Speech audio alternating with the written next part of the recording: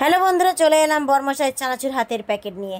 সেই চানাচুর হাতের প্যাকেট দিয়ে নাকি বার করছে লঙ্কা। সেই লঙ্কা খেয়ে বললো না না টক ঝাল মিষ্টি রয়েছে। সেই লঙ্কা খেতে খেতে আমায় বললো তুমি রেডি হয়ে নাও ঝটপট করে। আর বলা মাত্রই আমি শুরু করে দিলাম। জামা প্যান্ট পরে নিয়ে আয়নার সামনে দাঁড়িয়ে একটু কালি লাল সব মেখে নেবো। তার জন্য প্রথমে চোখে মেখে নিয়েছি কালি, আর সেই কালি মেখে নেওয়ার পরেই আমি ঠোঁটে বুলিয়ে নিচ্ছি আর একটু পালিশ। সেই পালিশ বুলিয়ে নেওয়ার পরে তাই দাদাভাই বলছে এত পালিশ করার কি আছে। অ্যাকচুয়ালি দাদাভাই বলছিল না, আমি বলি যে কেন পালিশ করবো, কিন্তু দাদাভাই রেগে যায় আমি যদি পালিশ না করে বেরোই। ঠিক আছে, তো যাই হোক পালিশ করে নিয়েছে। রাস্তায় বেরিয়ে পড়েছি, মাথার উপরে টুনটুনি ল্যাম্প ঝুলছে। সেই টুনটুনি ল্যাম্পের নিচে দিয়ে আমরা বরাবর এগিয়ে চলেছি মার্কেটের দিকে। সেই মার্কেটে যাওয়ার সময় ভাবছো কি এটা দেওয়ালি? একদমই না, এটা আমাদের দেওয়ালি নয়, আমাদের সামনে ঈদ।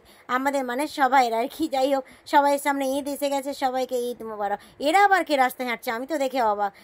বলতে বলতেই বাজারে পৌঁছে গেছি। পৌঁছেই প্রথমে ধূপ মোমবাতি জ্বেলে নিলাম মন্দিরে। সেই মন্দিরে জ্বালার পরে ঠাকুরমশাইয়ের সঙ্গে অনেকদিন পর হঠাৎ দেখা। সেই ঠাকুরমশাই বলে উঠলো কি রে মা কেমন আছিস? আমি বললাম খুব বিন্দাস ঠাকুরমশাই। ঠাকুরমশাই বললো তুই আরও বিন্দাস হবি। তাই নাকি? আচ্ছা, তোমার কথাই যেন ঠিক হয়। আমি যেমন বিন্দাস তেমন থাকবো, আর তেমনই থেকে সারা জীবন কাটিয়ে নেবো। ঠিক আছে, তো ঠাকুরমশাই অনেক কিছুই বলেছিল, সেটা আমার একটু সাসপেনশন থাক, সেটা পূরণ হলে নিশ্চয়ই তোমাদের বলবো। ঠাকুরমশাই হঠাৎ করে কেন জানি না আমাদের দেখে হঠাৎ করে এরকম কোনো কথা বললো। এটা আমারও মনে অনেক চিন্তা ভাবনায় জেগে তুলেছে। তো সেটা আমি অনেক চিন্তা করেছি কাল রাত্রে, কিন্তু আজকে আর চিন্তা ছড়িয়ে কাজকর্মে লেগে পড়েছি। যেদিন পূরণ হবে সেদিন তোমাদের অবশ্যই জানাবো। এখন বস্তা কিনতে চলে এসেছি, যেটা গাছ ঢুকিয়ে রোগকে দেবো আর কি। সেই বস্তাটাই কিনছিলাম, তাই দাদাভাই বলছিল এই সাইজ না ওই সাইজ না। অনেক কিছু বলার পরে চলে এলাম অরুণ আইসক্রিমের দোকানে। এটা ছিল আমাদেরই দোকান। না না একদম না, এটা জেঠুর দোকান ছিল। এইখানে আমরা এই যে জেঠুর কথা বলছি, এই জেঠুর সঙ্গে এর অপোজিটে আমাদেরই ছিল খাবারের দোকান। তাই জেঠুর সঙ্গে বসে বসে আমরা খুব আড্ডা মারতাম, আর প্রত্যেক দিনের আইসক্রিম ধরা বাঁধা ছিল অরুণের। বাপরে, অনেকদিন পর অরুণ আইসক্রিম আমি হাতে পেয়ে সঙ্গে সঙ্গে বাইকে চেপে একটা কেটে নিয়ে খেতে শুরু করে দিয়েছি।